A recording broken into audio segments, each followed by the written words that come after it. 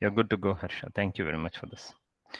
So just Thank you, before we Dr. start, yeah, I'll just introduce Dr. Harsha. Dr. Sri Harsha is a consultant nephrologist, and he is a colleague of ours who works in a few hospitals, including Aveksha Hospital is one of the hospitals where we work, and he's going to talk about hepatorenal syndrome today. Thank you, Harsha, for doing this. Thank you, Dr. Shashi and Cloudphysician team for inviting me for your academic session. It's a pleasure for me to be a part of your Cloudphysician faculty, and let's hope I add value to your faculty as such. So I would like to, I'm sorry for the delay due to some technical issues, but I hope everyone is able to hear me, and I shall proceed with my presentation as of now. I'm audible to everyone. Yes, Harsha. So today's topic of discussion is hepatorenal syndrome, and I would be going through introduction, classification, epidemiology, pathophysiology, which is the main aspect, followed by diagnosis and treatment.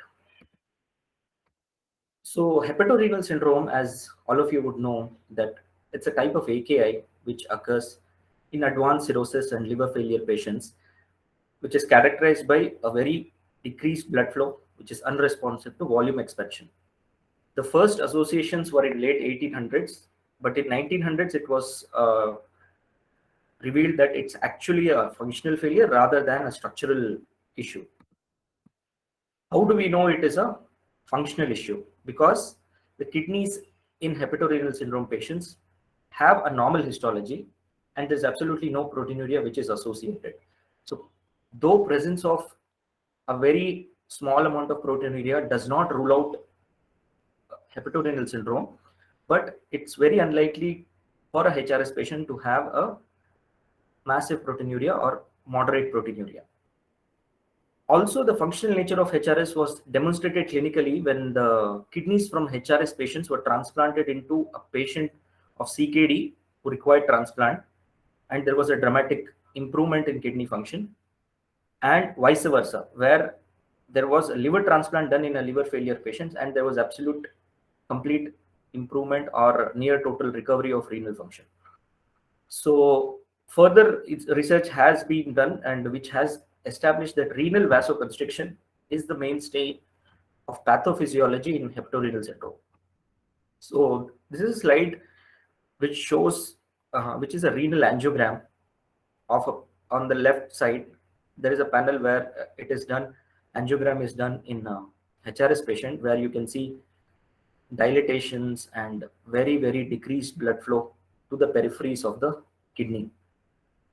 Okay, and the right side post autopsy, it shows that there has been complete near total improvement of renal function, and you can see the vessels up to the margins. So how do we classify HRS? So basically it is classified into two major things: type 1 HRS and type 2. Type 1 HRS, acute and rapid deterioration, more serious complication of a liver failure patient, where there is doubling of serum creatinine to more than 2.5 in less than 2 weeks. It's been described as acute on chronic liver failure, where pre-existing liver failure due to some event goes into a renal failure. And there's always almost a precipitating event which triggers this type 1 HRS. And also it runs in parallel with other failure of other organs such as severe coagulopathy, hepatic encephalopathy, and the mean survival is said to be only 2 to 3 weeks if liver transplantation is not done and if treatment is not instituted. Conversely, type 2 HRS is renal impairment which is gradually progressive over a few weeks. As such, there are no precipitating events, but infections and SBP, spontaneous bacterial peritonitis, has been shown to trigger type 2 HRS also. But it is a slow progressive pathophysiology of liver failure which results in type 2 HRS. How do we know it is slow progressive? Because patient is decompensated when there is type 2 HRS, whereas patient may or may not be decompensated prior to development of type 1 HRS. So we can always see an ascites which is diuretic resistant. Mean survival is said to be 6 months, but with the newer treatment, it can be prolonged, especially with the liver transplantation and other modalities of management of renal failure. So this classification or this division between type 1 and type 2 HRS was made way back in 2007 by International Club of Ascites. So there have been new proposals to reclassify the HRS, where the type 1 HRS can be described as an acute kidney injury as such, where you can apply the parameters of AKI like increase in serum creatinine of more than 0.3 within 48 hours, drop in urine output, or any increase in serum creatinine for more than 50%. Whereas type 2 HRS, as we've already discussed, that it is a slow progressive or a gradually progressive event. It can either be a HRS acute kidney disease, AKD, or a HRS CKD, or chronic kidney disease. Only difference is the time period. HRS acute kidney disease is somewhere between 48 hours or 7 days to less than 3 months. And any renal failure persisting beyond 3 months, we can classify them as HRS CKD. The thing to remember in all three here, that is HRS AKI, HRS AKD, and HRS CKD, is that the main pathophysiology remains the same and there is no structural issues which happen. So according to the studies, it's been shown that approximately 18 to 20% of cirrhotic patients who are especially diuretic, who have diuretic resistant ascites, develop HRS. And at the end of 1 year, incidence HRS develops in 18% of the patient in such patients, and 39% of the patients after initial diagnosis of liver failure in 5 years. Predictive factors. What are the predictive factors? Can we predict development of HRS in cirrhosis patients? Neither the child book or the MELD score predicts incidence of HRS, but there are some factors or some predictors which we can use. If the patient is developing dilutional hyponatremia or hyponatremia as such, and if we can document that there is increased plasma renin activity, norate concentration, or low urine output, that means patient is heading towards HRS.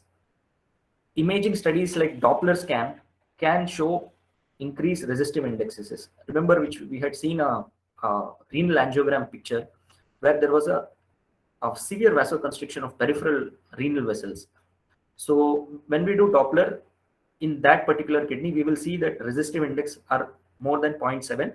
It can reach up to 1 or 1.2 also sometimes. And before even improvement or before even increase in creatinine, we can see that low GFR, if we are monitoring the serum creatinine or a GFR regularly in a liver failure patient. So these are the few things which we can predict that patient is heading towards HRS or he may end up in HRS. Sorry. So pathophysiology,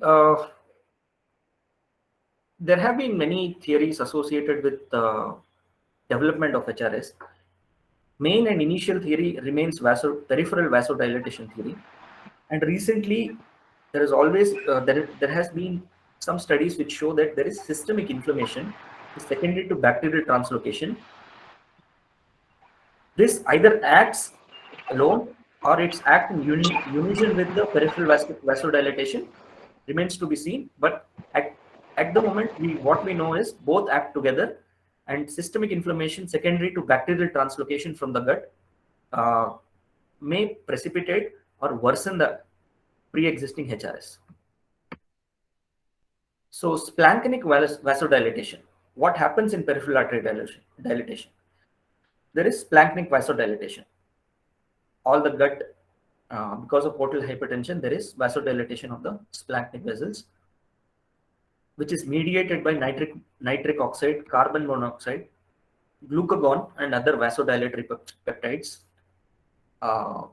Local cannabinoid system is also being studied to have play a role in vasodilatation in the splanchnic. So this splanchnic vasodilatation is mediated by certain molecules like nitric oxide, carbon monoxide, glucagon, and there is also a theory that there is some neoangiogenesis where there is new vascular formation which causes more vessel formation and more vasodilatation as such, which contributes to a severe splanchnic vasodilatation. What happens after that? So when there is splanchnic vasodilatation, there is arterial underfilling or reduce in arterial filling, which causes initial increase in cardiac output to maintain the decreased arterial filling. But over a period, patients develop cirrhotic cardiomyopathy or heart is unable to put up with the increase in cardiac output, and there is fall in cardiac output, and there is again decrease in arterial filling. As a response, renin-angiotensin system, sympathetic nervous system, and ADH is stimulated, and then there is sodium and water retention. This is where all the complications start, and this is where we say that there is arterial overfill, where there is the kidneys start retaining salt and water persistently because all the compensatory mechanisms are at the peak.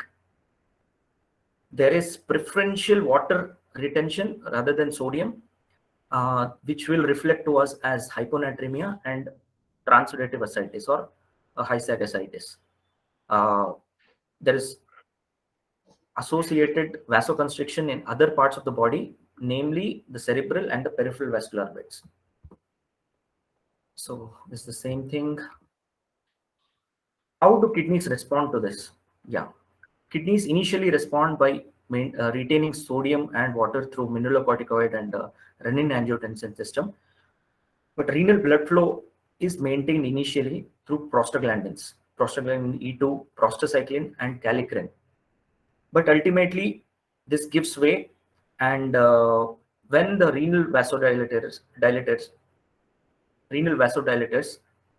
decrease in amounts, and this is postulated to be the final event, which leads to HRS.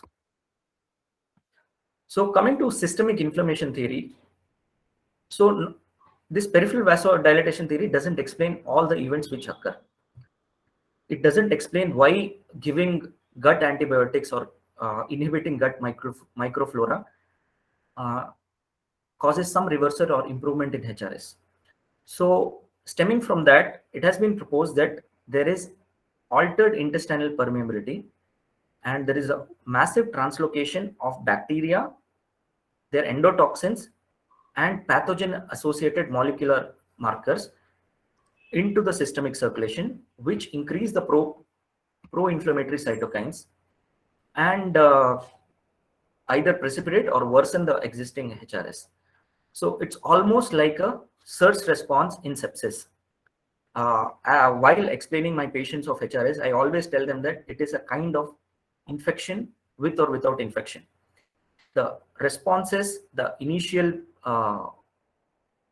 response to treatment or the pathophysiology exactly mimics a systemic inflammatory response in sepsis, where you have multi-organ dysfunction, severe acute renal failure, which may or may not be associated with bacteremia or toxinemia. In this regard, inflammatory molecules and their specific pathogen recognition receptors have been studied, where toll-like receptor 4 has been seen to be overexpressed in patients with cirrhosis and HRS. So both the pro-inflammatory cytokines and the receptors, like toll-like receptors, are overexpressed, which is it's almost like a devil's marriage, where from a devil it becomes a monster. Again, there is, because of this translocation, pro-inflammatory cytokines as TNF alpha, IL-6 increased, and also they in turn increase the splanchnic vasodilatation by increasing the levels of nitric oxide. However, there are 30% of the cases where we don't see this response, or where we don't see any bacterial infection, but there is still systemic inflammatory response seen. So I would think that peripheral vasodilatation theory in response to cirrhosis and bacterial translocation work in tandem to increase the severity of HRS. What precipitates HRS? In more than 50% of the or about 50% of the cases, it is spontaneous. We may never know the inciting event, but in other 50%, bacterial infections, especially of the ascitic fluid, which we call SBP, or any pneumonia, UTI, any other infection can trigger it. Diarrhea and vomiting mainly causing dehydration and increased intestinal permeability due to inflammation. Use of nephrotoxic medications, excessive use of diuretics, giving NSAIDs, large GI bleed, a varicose bleed, or a large volume paracentesis. These are some of the known triggers which precipitate HRS. So coming to diagnosis, International Club of Ascites, they gave a criteria in 2007, which frankly is very old now, but still holds good, where diagnosis of HRS or criteria for diagnosis is based on 6 things.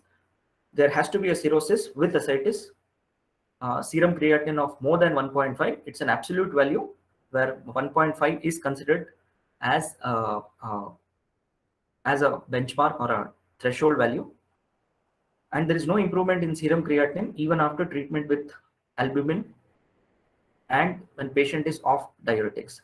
Absolutely, there should not be any shock, no concurrent treatment with any nephrotoxic medications, and there should not be any proteinuria or hematuria or abnormal renal ultrasound. So these are the 6 criteria which a patient should meet before we label them as HRS. What is the difference between the old and new criteria? In the previous criteria, creatinine clearance was used, and the volume expansion was initially told to be done through crystalloids rather than a colloid right now. And as long as there is no septic shock, the presence of ongoing bacterial infection does not preclude the diagnosis of HRS. Initially, it also included low fractional excretion of sodium, but which has not been included in the present criteria. So this criteria has many pitfalls. As you would have noticed, there is no the threshold value of creatinine of 1.5 is given. What if patient has increase in creatinine, but the creatinine is not more than 1.5? This criteria or diagnosis does not give us any clue regarding what to do about such patients. In cirrhotics, as such, the baseline creatinine level is very low. So how accurate is that 1.5 creatinine value? Okay, so to address this, from the Renal Society Acute Dialysis Quality Initiative in 2012 has proposed that we need to use a modified rifle criteria. Remember, rifle criteria was initial criteria to diagnose AKI used in late 90s and early 2000s. But a modified version of it has been proposed. New definition as proposed by ICA AKI defines AKI in cirrhosis as increase in creatinine of more than 0.3 within 48 hours or any increase in more than 50% in last 7 days, and staging as stage 1, stage 2, stage 3, almost same as a rifle criteria. But this has not still been followed, but this has been proposed though. So how do we diagnose? First of all, we need to rule out what we call as pseudo-hepatorenal syndrome. Pseudo-hepatorenal syndrome is nothing but where there is concurrent liver and kidney failure. It can happen in infections like hepatitis infections, hepatitis A, B, C, leptospirosis, sepsis, Epstein-Barr virus, probably liver abscess. Certain toxins like chloroform, phosphorus, arsenic, heavy metals, carbon tetrachloride. Drugs like routinely used drugs like rifampicin, sulfonamide, phenytoin, methotrexate, or salicylic acid overdose. Certain systemic inflammatory diseases or connective tissue disorders also present as concurrent liver and kidney failure like Sjogren, sarcoid, and SLE. And some miscellaneous disorders like acute fatty liver of pregnancy, polycystic liver and kidney disease, nephronophthisis, and congenital hepatic fibrosis. In all these diseases, liver and kidney failure exist, exist together, but liver failure does not explain the kidney failure. And most of the times there can be some structural or a histopathological defect in kidneys, which might be the cause of kidney failure. So I'd like to proceed with the treatment as such. Uh, how do we manage generally? Uh, General management principles include uh, for a type 1 HRS need to be managed as a intensive care unit or high dependency unit, because patients have multi-organ dysfunction at the presentation. Whereas type 2 HRS probably can be managed as outpatient basis or inpatient basis in wards. Urine output should be monitored, fluid balance should be maintained, most probably with albumin. Pressures have to be maintained, and standard monitoring of vital signs should be done. If any bacterial infection we are able to identify with blood, urine cultures or acidic fluid cultures, should be treated with broad spectrum antibiotics. And if any prophylactic antibiotics patient is taking, that needs to be continued. Uh, Paracentesis, it has been shown that paracentesis or a controlled paracentesis decreases the abdominal pressures. Okay, and it can decrease the overall intra-abdominal pressure and can improve the kidney function or kidney blood supply. And there has been shown that there can be some improvement in HRS as such. Always excessive administration of fluid should be avoided, especially salt containing fluids. Salt restriction is a must. It's almost like a no salt diet or a very, very low salt diet, which should be prescribed. And all the diuretics, be it be mineralocorticoid antagonist or thiazide or a loop diuretic, should be stopped after the diagnosis of HRS. Although uh, initial phases of AKI, we can use loop diuretics just to bring down the edema, but it always has to be used with albumin infusion.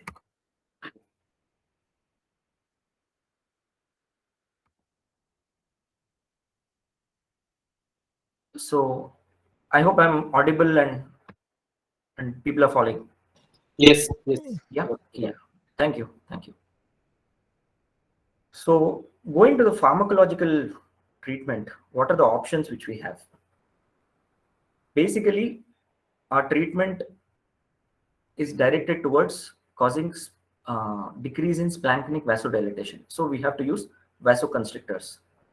The best available vasoconstrictors are vasopressin analogs like terlipressin, norepinephrine, uh, octreotide, and midodrine.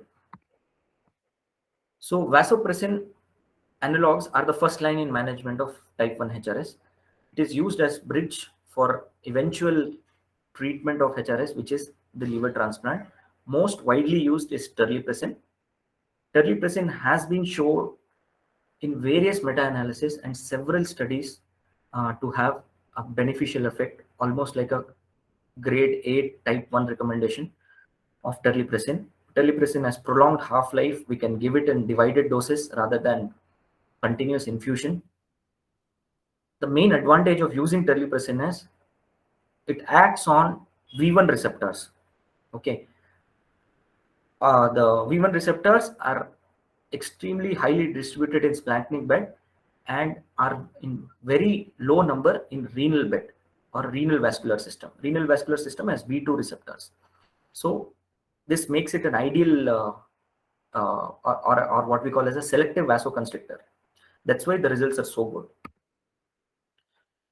It causes obviously splanchnic vasoconstriction, increases the effective circulating volume. As a result of it, there is improvement in arterial pressure, there is decrease in plasma renin and aldosterone system, and there is overall improvement in renal perfusion pressure.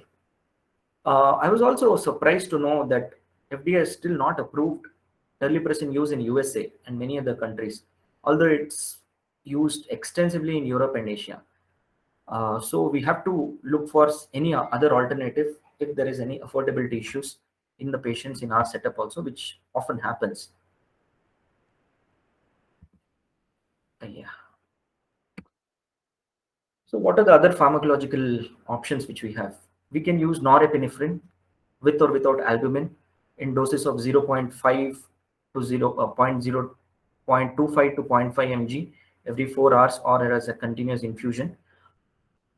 Plain vasopressin IV infusion or subcutaneous doses plus or minus albumin needs to be given.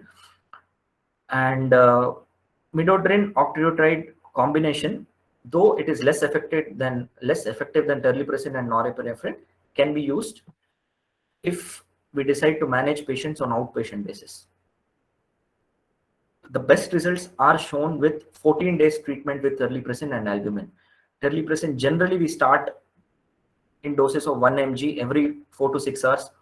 It go up to 2 mg, and it has to be maintained until either we have a response by way of decrease in serum creatinine of coming down to less than 1.5, and we can use it to a maximum duration of 14 days.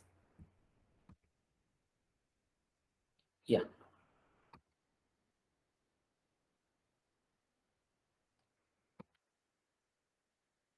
I would skip this. Yeah. Option for patients who do not respond to systemic vasoconstrictors. What are the options? As we said, final treatment or treatment of choice is liver transplant. But many of our patients may not have a donor, or because transplantation is so unusually done, so uncommonly done, not every patient is a transplant candidate. TIPS or transjugular intrahepatic portosystemic shunt has been shown to have beneficial effect or at least act as a bridge between immediate renal failure mortality and a liver transplant. So TIPS is nothing but a parenchymal tract or a shunt which is placed between hepatic and portal vein. In experienced hands, the operative mortality is very less, up to 1 to 2%, but you can have a little bit of morbidity associated with the procedure of about 10%. And what are the morbidity we are talking about? It can have, because it's an intraparenchymal shunt between two major vessels, you can have intra-abdominal bleeds because of unstable nature or unstable hemodynamics. Patient can go into arrhythmias, shunt can migrate or get thrombosed. Patients have been shown to have hemolytic anemia, of course, infection, and contrast mediated nephropathy or other allergic reaction to radiocontrast media. So this is a diagrammatic illustration where you can see a shunt which is placed between portal system and the hepatic vein in the liver itself. So just to expand on this, recently I had a patient which I had seen in another hospital. He was having HRS2 almost on 1 month therapy with terlipressin and albumin. Absolutely no response. There was initial brief response, but then he didn't respond further to increasing doses or maximum doses of terlipressin and albumin. Creatinine went on, his urine output dropped. We started him on hemodialysis. We gave him an option of TIPS. To get TIPS done in Bangalore is a real difficult process because, as you know, it is a very niche procedure. Not everyone is much experienced in this. And of course, it's very costly. The shunt or the stent of TIPS is known to cost around 2.5 lakhs, the stent itself. The procedure, hospitalization, which is all extra. So you can imagine the cost can go up to 5 to 6 lakhs just for this procedure. But patient son who lives in Australia, guy from a well-to-do family, he insisted on TIPS in spite of us as nephrology and gastro team explaining about all the risk. But he insisted on it. He underwent TIPS. Promptly, he landed up in hepatic encephalopathy because we are shunting all the portal blood into the systemic circulation. Within 48 hours, he had an encephalopathy, but his creatinine came down. His creatinine came down. He was off dialysis. He started pouring out urine, and he made a dramatic recovery. His hepatic encephalopathy was treated as usual with laxatives and antibiotics, gut antibiotics, Norflox, and refagut and all those things. He made an excellent recovery. He recovered from encephalopathy, recovered from catheter. We removed the catheter. I don't have his long-term follow-up, but in short term, he was doing well. But again, as we are speaking, this is just a bridge for transplantation, because shunt can get blocked, shunt can get migrated, a lot of things can happen. Shunt can get infected, that which will lead to shunt removal or thrombolysis of that. And also, because there is associated diuretic resistant ascites, there is almost complete improvement or elimination of ascites, which is also an added benefit of TIPS. Shunt occlusion and hepatic encephalopathy are major complications which may lead to shunt closure. Although there are very few studies done about TIPS in HRS, but all of them have shown positive result. And there are few long-term studies also which have done. Long-term here is almost 6 months to 1 year, which have shown that there is a consistent improvement or consistent normal renal functions after initial improvement of renal function in HRS patients. So I think we need to offer TIPS more often. And by the way, this procedure was done in Aster by the IR team and the hepatic team there. So we inquired in many centers where they would do TIPS, but not many people were confident in doing that. So if we have our own kind of a multi-centric study where we can offer them TIPS and we can have our own data regarding that, how patients improve, because we have first-hand experiences of improvement. So what are the options of renal replacement therapy, non-responding HRS? CRRT, mainly CVVH has been proposed to be the best possible modality of RRT. But again, due to affordability issues, non-availability, we tend most often to go to intermittent hemodialysis through HD catheter. CRRT, of course, has many advantages in hemodynamically unstable patients or patients where there is increased intracranial pressure because of vasodilatation, and in patients with acute and fulminant liver and acute or fulminant liver failure. It has been proposed that HRS type 1, if they are not candidates for liver transplant or they're not affordable or they're not getting liver transplant for some or the other reason, the RRT should be avoided. But of course, it's a patient's choice and a team's choice whether to give renal replacement therapy or not. So EASL, that is European Association for Study of Liver, recommends that RRT or dialysis may be useful in patients who do not respond to vasoconstrictor therapy and who fulfill a regular criteria for AKI who require dialysis. What are the other therapies for such patients awaiting liver transplant? Extracorporeal liver support systems like MARS have been proposed. MARS is nothing but hemodialysis combined with a filter which has albumin, all albumin dialysis, which we call albumin dialysis. Filter has antigens which capture all the molecules which are albumin bound. Okay, these systems have also shown promising results, but for a very short term. Of course, cost and availability again becomes an impeding factor. So MARS has been, or molecular adsorbent recirculation system, was in use in early 2000s and up to the decade of I would say 2010 2015, where there were a lot of studies regarding MARS, especially in Bangalore, Manipal Hospital and other big centers like BGS. They had MARS. They used to supply this MARS machine to wherever the patient is required. They used to, if the hospital has dialysis facility and patient is affordable, they used to transport this MARS machine there, and patient used to be there, used to get this done. The cost was really prohibitory, almost lakh, 1.2 lakhs a day for this procedure. but always of course these patients are definitely going to have liver transplant, otherwise this is not of much benefit. So there is also something called as FPSA or Prometheus. It's a semi-selective extracorporeal toxin removal system where it removes creatinine or it removes albumin bound or other protein bound toxins, especially liver toxins, which is used. There has been good results with that, where there is improvement in serum creatinine, urea, bilirubin, bile acids, and everything. Again, short-term alternative and not readily available.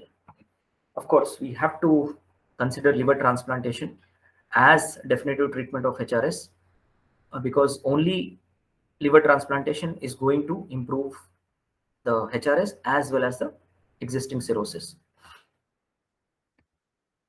So what do we do? Do we do liver alone transplantation? Do we do liver first, kidney next? Or do we do simultaneous liver kidney? How do we decide, or how do we go about it? So it has been proposed that anyone who has or who is undergoing liver transplantation but has HRS for less than 4 weeks is a candidate for liver alone transplantation. And the UNOS network from USA recommends that simultaneous liver kidney transplant can be done if the renal failure persists beyond 8 weeks.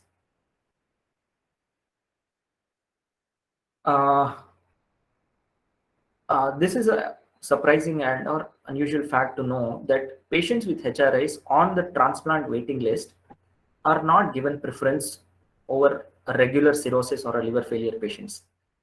There are, because the liver, as I understand, the liver transplant waiting list is purely based on MELD scoring or a modified MELD sodium scoring, which does not consider HRS or existing HRS to be given a preferential value.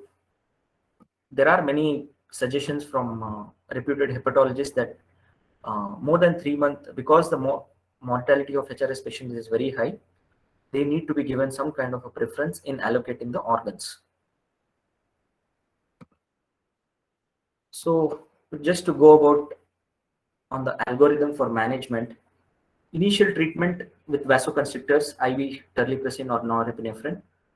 We have to wait for 14 days, probably a month. In our setup, probably we can treat up to a month with vasoconstrictors. If there is any recovery, evaluation for liver transplant. If there is no recovery or a partial recovery, we can offer them tips with a rider that patient can have hepatic encephalopathy and other complications, or we can ask them to have a MARS or an albumin dialysis, or initiate them on a regular hemodialysis. So this is a basic algorithm of treatment of HRS.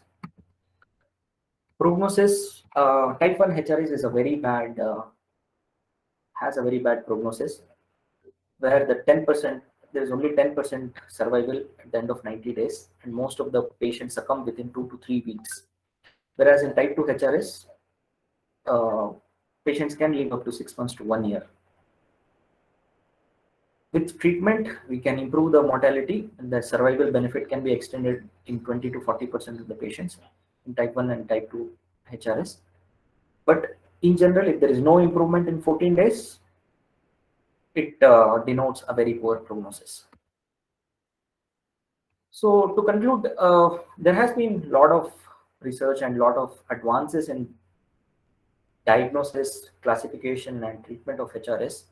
We are now moving into a world where transplantation, early transplantation, advanced interventional radiology techniques might give us some time and might not subject these patients or might not label them patients as almost an end stage liver disease, or where prognosis is really poor and we can't do anything because procedures, vasoconstrictor therapy, tips, fractional reabsorption system, they have been shown to buy us some time. So with the discussion with the family, of course, we need to take some decisions regarding that. There are diagnostic limitations. The criteria itself is not very clear in terms of cutoff value of serum creatinine, or a patient who have pre-existing CKD, where are patients whom we don't know the previous baseline value. So these are some of the gray areas where we don't know whether pre-existing CKD is worsening or HRS is worsening the thing. We don't have a proper molecular marker, either a serum marker or a urine marker. Though novel biomarkers like NGAL and liver fatty acid binding protein, all this have been studied, but they are still in research. Since last 20 years, they have been under research, still they are under research. Difficult to get that test done. How predictive it is, we don't know. So these are all the things which we don't know as of now. So future research should be focused on an accurate diagnostic test, or a spot diagnosis, if at all we can have that. And transplantation offers a genuine hope and cure and longevity in such patients. Thank you. First question is by Jesse. In AKI loop diuretics with albumin, the mechanism is what I suppose Jesse wants to know. How does it work? And AKI in AKI loop diuretics with albumin. Yeah, loop diuretic with albumin is simple.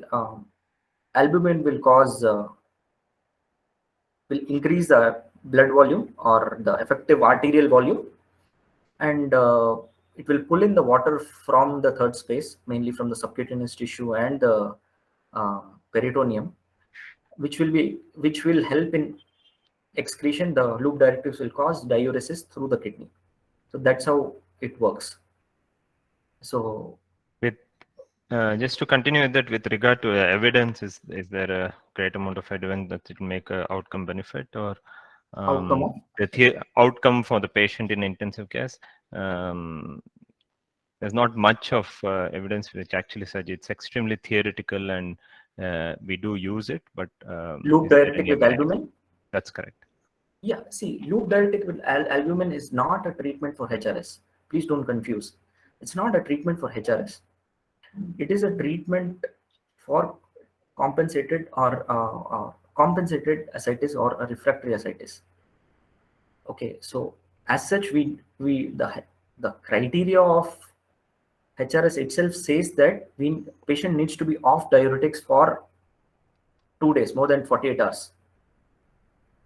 Okay, we can always use this as a bridge therapy where nothing is working, but it is not a treatment for HRS as such.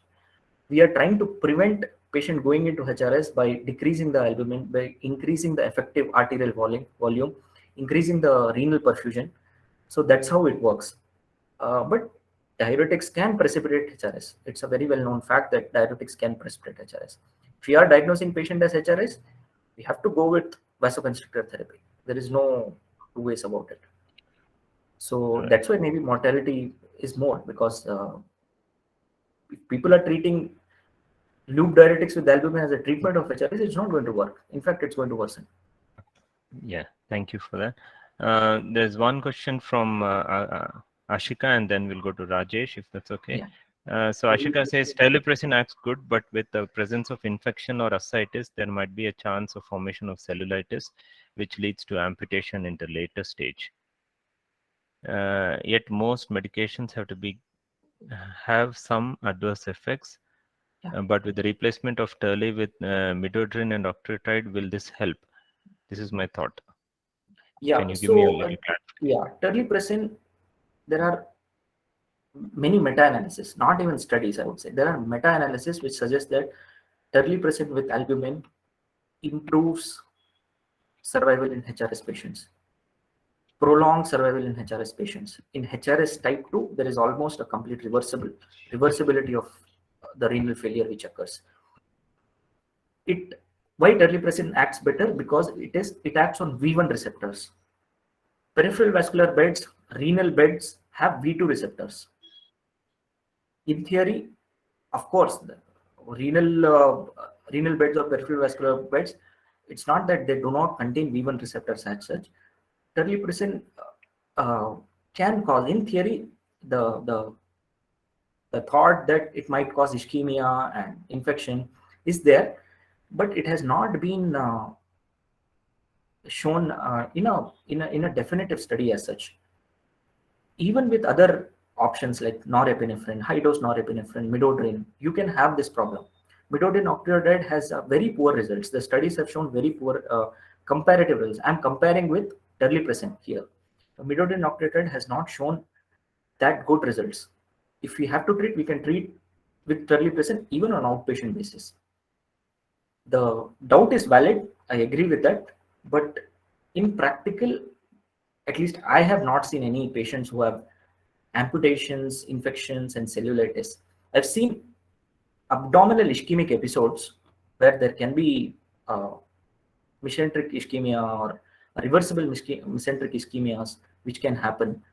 But at least in my knowledge, I have not seen anyone having a very bad cellulitis or amputation.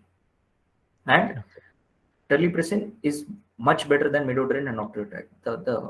There are various studies to prove that. Okay, Rajesh. I hope I've answered it well, or I've been clear in answering that question, or am I missing something? Ashika, do you have any other doubts? Yes, sir. But I have seen a patient who got like patient was on terlipressin infusion, and some patients have intermittent, like they will give like not infusion, but also they have developed lower limb cellulitis. After that, With they have terlipressin? stopped.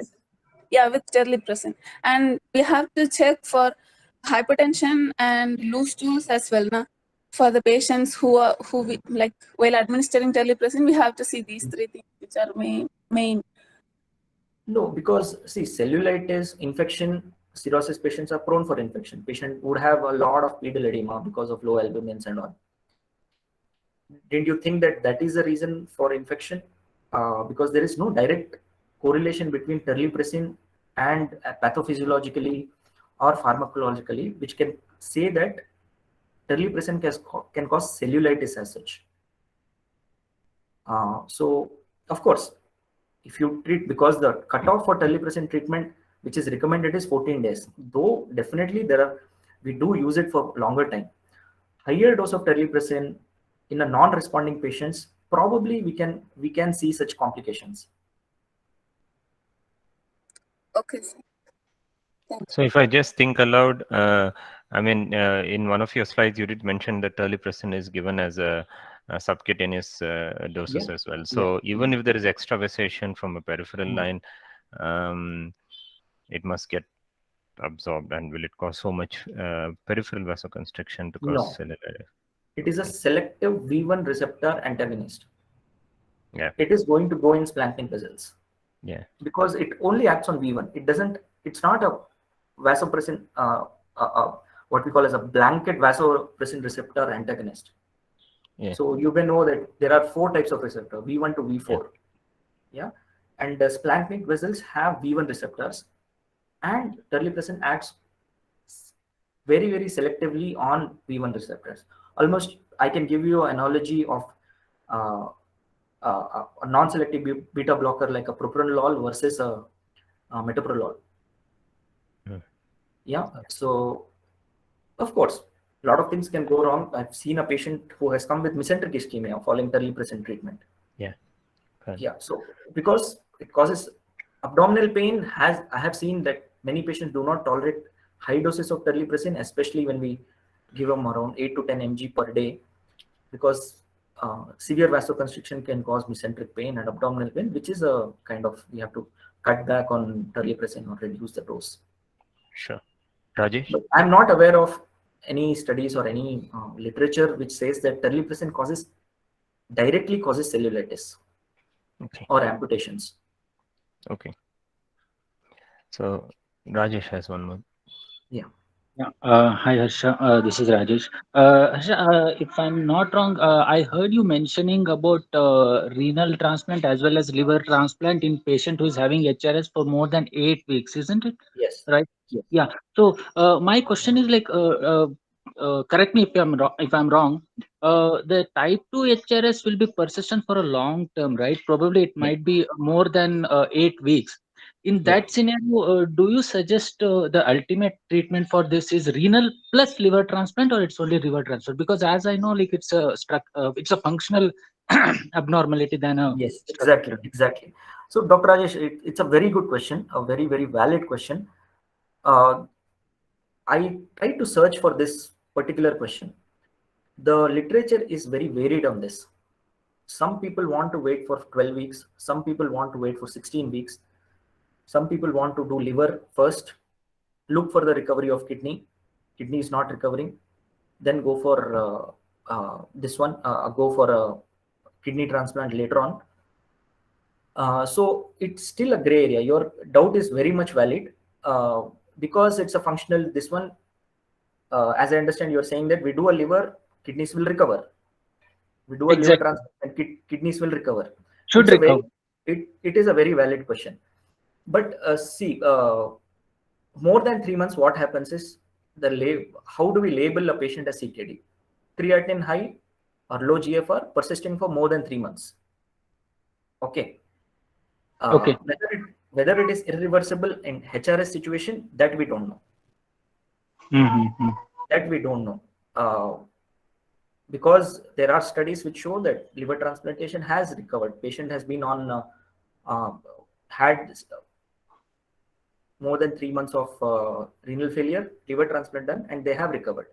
But because it falls into a gray area where CKD definition is 3 months, all the other Western criteria described it as 3 months. So 3 months to almost, if you can wait for 3 months and then go for a SLK, I am really not very sure about how to go about it. Anyone from a gastroenterology would be able to explain this, but I exactly had the same doubt. So my proposal for this is, why not, if patient is not getting liver transplant and you don't know whether we have to do a simultaneous liver kidney, which is going to cost a bomb almost. Liver transplant itself is 40 lakhs or so, Mm-hmm. plus renal 50 plus lakhs we are talking about here. Why don't we do a tips first? We can do Okay. a tips first. If there Mm-hmm. is complete reversible ascites and AKI, why do we even require kidney transplant? That would kind of answer our question. But Yeah. then procedural inexperience of the year, because it's a very niche procedure, not many people can afford it. So that's where we are lacking, I think. So yeah, it's a very valid question, and even I am not very sure of that answer. I would, I am I'm also thinking in your lines only, where why don't we do a liver first and then give? But the recommendation do not. The UNOS and European Society give a cutoff period of, some people give 8 weeks, some people give 12 weeks. UNOS has kept 8 weeks as their criteria because they don't want to waste an organ, because a patient is there, they want to just give it a liver kidney and be done with it, probably, I guess. Okay, yeah. Thanks, Harsha. The one more thing, like, is there any test for kidney to know the viability of kidney, even in HRS, like structural viability, like ultrasound, we have cytomedullary, sorry, differentiation. For cardiac, we have some thallium scan, something like, is the kidneys are viable? Will that help? If such kind of investigations are there, then will that help before proceeding for a renal transplant? Imaging studies like MR venogram and non-contrast MR venogram and uh, ultrasound Dopplers have been tried. But see,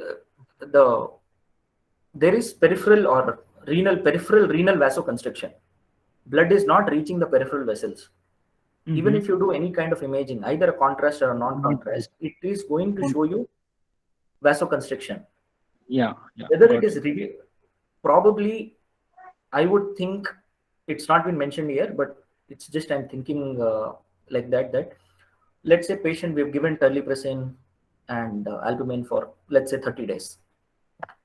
Okay, probably if we do a pre and post Doppler studies before instituting terlipressin and albumin, if we can do the Doppler studies and do some resistive index, if it is more than 0.8 or 1 or something like that, and after terlipressin therapy, maybe intermittently during the therapy and after the therapy, or the point where we decide to stop the therapy, if there is any improvement in resistive index, if there is a fall in resistive index, probably that can be used, but of course it has not been elucidated.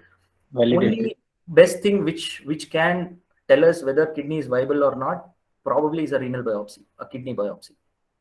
Okay. Yeah. So we can do a kidney biopsy. If it is just showing ATN, no major other changes, glomerular or structural changes beyond ATN, probably we can decide about further plan. Yeah. Thanks, Harsha. Thanks a lot. Hey, hi. Dr. Sandesh here. Just to add on to the point of what Ashika mentioned, there are post-marketing studies which mention skin necrosis due to use of terlipressin unrelated to the site of injection. So there have been significant reports, and this is mainly seen in patients who have peripheral venous hypertension and morbid obesity. So these are post-marketing studies with Okay. incidences of skin necrosis. Okay, sure. So how often is that? See, in the literature it says uncommon, but if you say in the pamphlet that the drug manufacturer gives, so uncommon is anywhere between 1 in 1,000 to 1 in 100. So you can say 1% to 0.1%. But I think you would also agree that the benefits definitely outweigh the risk here. Definitely, there is no doubt about use of terlipressin. So the only point to be noted is probably to be used with caution whenever we have a patient who's morbidly obese, or if you have a patient has a history of peripheral vascular disease, maybe. Yeah, so then you can probably explain the family that there is small risk. Apart from that, I don't think we should stop using it. It's not an absolute contraindication for sure. Yeah, so there are of course there are no absolute contraindication except for a very, very poor cardiac condition.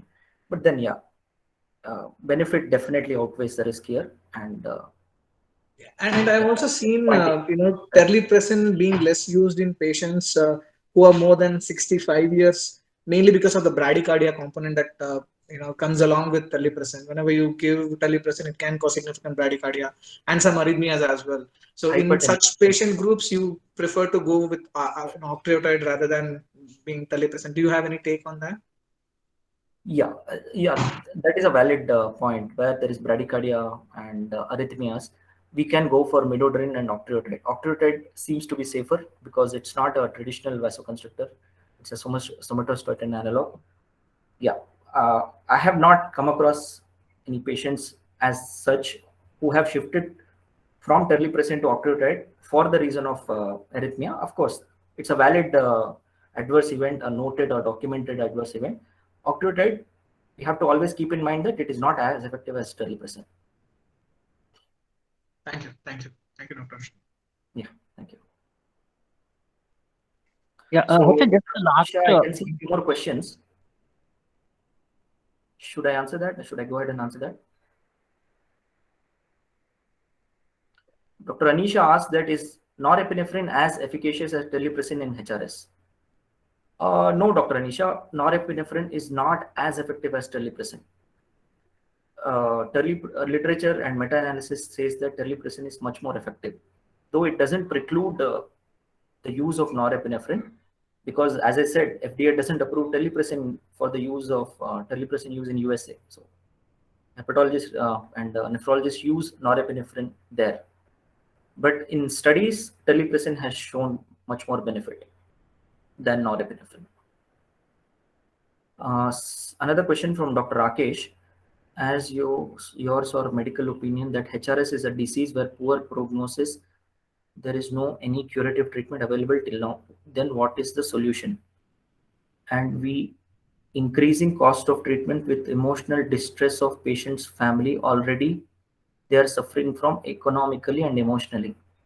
How medical science can help them? Any idea for preventive and awareness aspects? Yeah, I have a preventive idea. Stop alcohol. Stop consuming alcohol. Yeah, Dr. Rakesh, jokes apart, I think your question is very much valid. We are looking at options, very costly options for a very debilitating disease.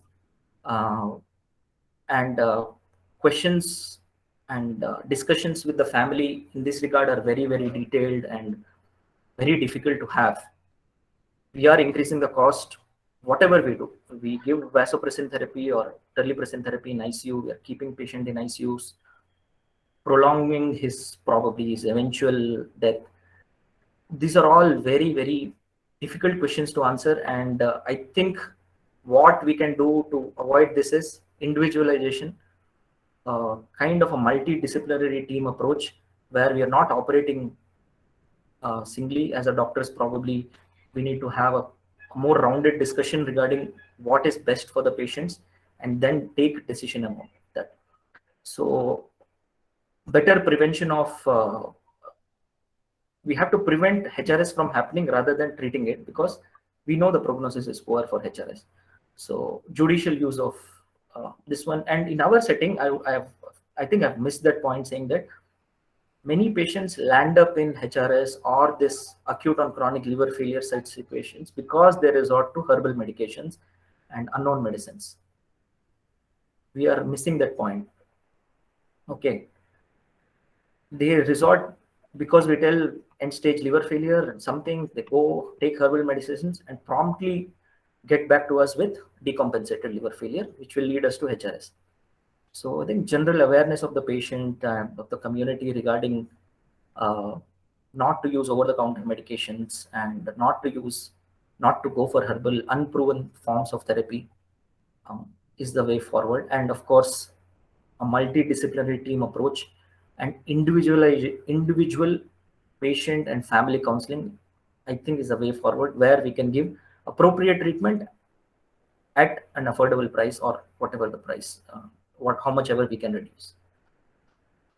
So I hope I have answered your question, Dr. Rakesh. Harpal Dabi, another question. If patient has unstable angina with HRS, do you advise terlipressin? No, we don't advise terlipressin in that. Yeah, Harsha, the same. Even I had the same doubt. Does tele-medicine has any effect on coronaries? I mean, just my question, because there are like different school of thought in different consultant intensivists. So some say like doubtful, some say we shouldn't give. What exactly is your take on that? I also believe the fact that we should not be giving terlipressin in unstable angina. Oh, but but the receptor, as you mentioned, that these are only on a splanchnic, right? It shouldn't be on a theoretically, I'm just asking. Theoretically, yes. But because no studies have proven this one, that in unstable angina patients we use terlipressin is safe. This is one of the kind of area where terlipressin is not advised. We can probably start in small doses, but prolonged therapy, high doses, definitely no. So a patient with a IHD previous plasty, you suggest we avoid? Yeah. Okay, thanks. Previous, not plasty, sorry. An unstable angina, not plasty. Okay, not plasty. Because he's already plasty. Okay, so any IHD patient post plasty, no. Ongoing unstable angina. Okay, only ongoing unstable angina. Ongoing unstable angina, or where the vasoconstriction is the main pathophysiology behind it, not a block. Atherosclerotic plaque, thrombotic plaque, that is again a different things. But an ongoing unstable angina, I would not prefer giving it. Okay, got it, Harsh. Thanks, Harsh. Thanks. Yeah. Sandesh, you had one more question? No, I just logged in from 2 different devices. That's all. Okay. Only Ashika? one. Yes, sir. Like he told about TIPS procedure now. So Yes, when ma'am. there is a plan for liver transplant, the TIPS procedure will not be needed, right? Because it may May not. cause hepatic encephalopathy, and we have to treat them after that too. Yes. Some patients, like TIPS procedure would never help, right, sir? Have you ever seen any cases which there is a failed rate of like TIPS procedure will not help like that? Yeah. No, TIPS doesn't help in all the patients, and there are a lot of complications associated with it, like bleeding, infection, and thrombosis, on-table deaths, and on-table mortality is high, especially in inexperienced hands. So, as you said, TIPS might not help all the patients, but most of the studies are very less. Whatever we're seeing, there are few short-term studies and long-term studies which have done TIPS, as it's always been told, as a bridge therapy. It is a bridge therapy for a patient awaiting liver transplant. Okay, because in Western countries, the most of the transplant is done through cadaver. So once they are listed, they have to wait for organ to arrive. So as during that phase, TIPS can be used. But as you pointed out, TIPS may not be helpful in all the cases, and it does lead to many complications. But my point was, as I was discussing with Dr. Rajesh also, it is an option to see reversibility of HRS. Do you get my point? So we do TIPS, HRS comes down. Probably we can get away with only liver transplant rather than kidney transplant, because liver transplant, keep in mind that liver transplant involves a very short course of immunosuppression therapy for a year or 2 years. But if patient goes on a kidney transplant, he will require lifelong immunosuppression.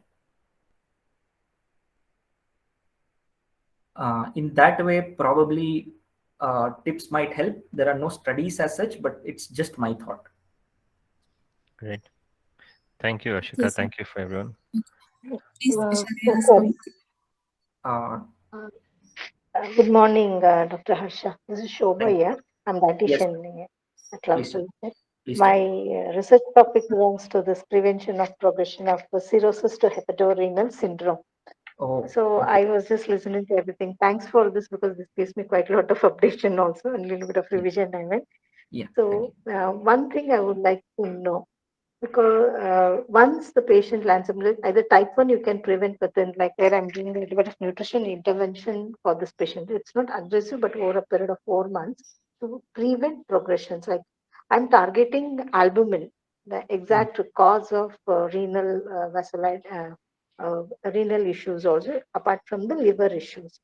So, do you think albumin correction can help? I'm not saying through IV albumin transfusion, it is nutrition, exactly the hepatic synthesis, which might be compromised in liver cirrhosis patients. Yes, So, exactly. targeting that and building up the glycogen levels in the liver. Two cases we have done already to see the feasibility. It has given us little hope that it can be done. Maybe not. It's just in the infant stage actually. So I'm hopeful that we can do much more better work with that. So I want to know if albumin correction is done, this hepatorenal syndrome can be prevented. Just a thought, So your thought. madam, you're talking about increased protein intake, which can prevent HRS. Yeah, Is I that mean what to you're say, asking? if serum albumin level, which goes hypoalbuminemia, which can lead to ascites as well as renal problems also. So if albumin is corrected, Yeah. either be it for nutrition or otherwise, can that Hmm. prevent hepatorenal syndrome? I Yes, mean to yes, say it the does. renal It does. function. So if you had gone through my lecture, Yeah, albumin therapy in HRS is not based on albumin level at all. yeah. So That is related only to nowhere it the, says that IV albumin should be initiated at this cutoff value, or yes. 2 gram per deciliter, 2.5, whatever it is. Mm, Often cirrhotic patients will have less than 3 or less than 3.5 grams of albumin, mm, but irrespective of the albumin level of serum albumin infusion has shown beneficial effects. If you are asking me about oral protein supplementation or oral supplementation of albumin, First of all, I think you would agree with me that to improve serum albumin and to get a proper or response, we need to give oral albumin at a very higher dose. Whether patient will be able to tolerate that much of protein. Okay. Yeah.